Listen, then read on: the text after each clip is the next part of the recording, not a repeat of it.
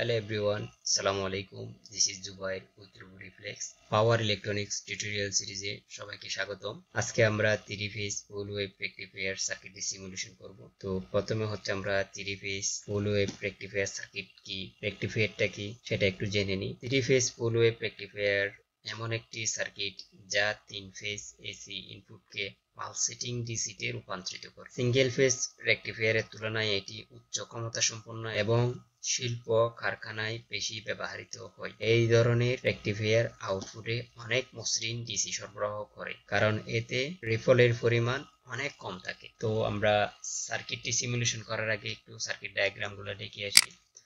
এটা হচ্ছে আমাদের 3 ফেজ ফুল ওয়েভ রেকটিফায়ার সার্কিট। তারপর এটা হচ্ছে আমাদের রেজাল্ট। অসিলোস্কোপের মাধ্যমে আমরা রেজাল্টটি দেখতে পাচ্ছি।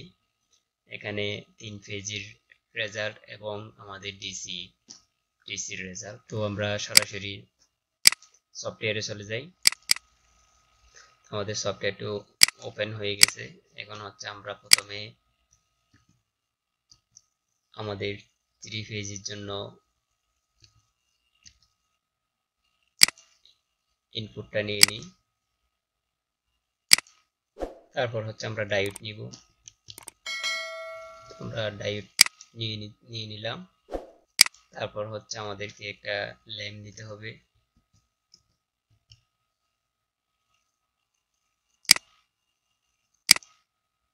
বারো ভোল্টের। তো এখন হচ্ছে আমাদেরকে একটা রেজিস্ট্যান্স নিতে হবে। রেজিস্ট্যান্স নিয়ে নিলাম। এখন হচ্ছে আমাদেরকে ক্যাপাসিটর নিতে হবে।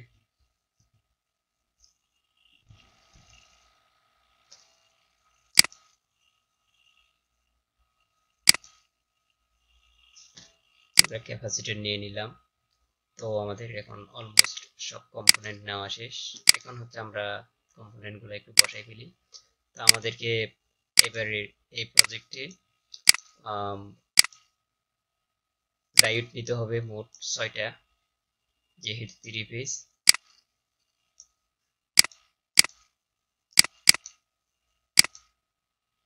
আমরা 6টা ডায়োড আগে বসাই ফেলি। এটাকে একটু রোটেট করে ফেলি।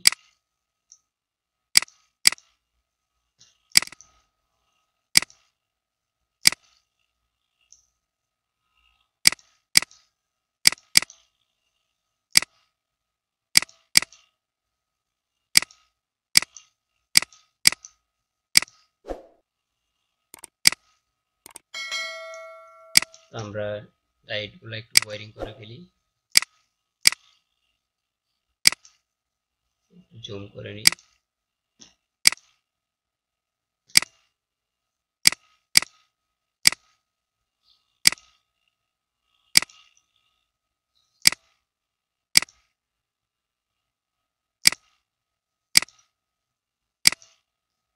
তারপর হচ্ছে আমাদেরকে এখানে ক্যাপাসিটর বসাই ফেলতে হবে। একটা ক্যাপাসিটর বসাই ফেলি। আমাদের ক্যাপাসিটরের মানটা চেঞ্জ করে দিতে হবে। ক্যাপাসিটরের উপর ডবল ক্লিক করে এখানে 100 আছে, 100 করে দিতে হবে। 1000 ছিল। তারপর আমরা রেজিস্টারটা বসাই ফেলি। তো রেজিস্টারে 10K আছে, আমরা এটাকে 100 ওহম করে দিব। তারপর হচ্ছে আমরা ল্যাম্পটা বসাই ফেলবো। রেজিস্টার থেকে ল্যাম্পের পজিটিভ প্রান্তে এবং নেগেটিভ প্রান্তে সংযোগ করে দিলাম। তো আমরা আমাদের 3 ফেজের লাইনটা একটু সংযোগ করে দিই। প্রথমে হচ্ছে প্রথম ফেজ, তারপর দ্বিতীয় ফেজ এন্ড তৃতীয় ফেজ। এখন হচ্ছে আমাদেরকে একটা নেগেটিভ দিতে হবে। নেগেটিভ সংযোগ করে দিলাম এবং ডায়োডের সাথে একটা নেগেটিভ সংযোগ করে দিতে হবে। তো আমাদের সার্কিটটা হয়েছে কিনা একটু দেখে আসি রান করে। আমাদের সার্কিট ঠিক আছে। এখানে এলইডি জ্বলতেছে এবং ক্যাপাসিটরও পাইছে, পাওয়ার পাইছে।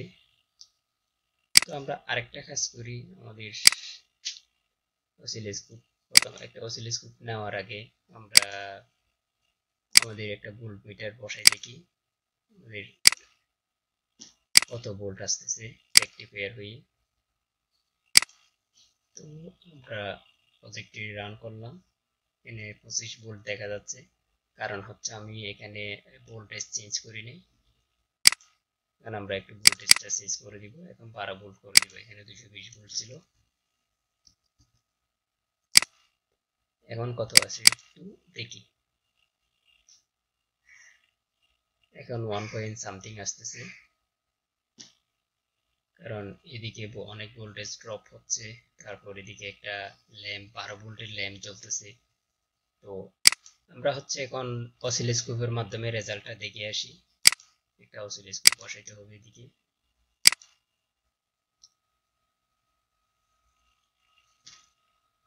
তো প্রথমে হচ্ছে আমরা এই নাম্বারে হচ্ছে পেজ 1 দিলাম, এরপর হচ্ছে আমরা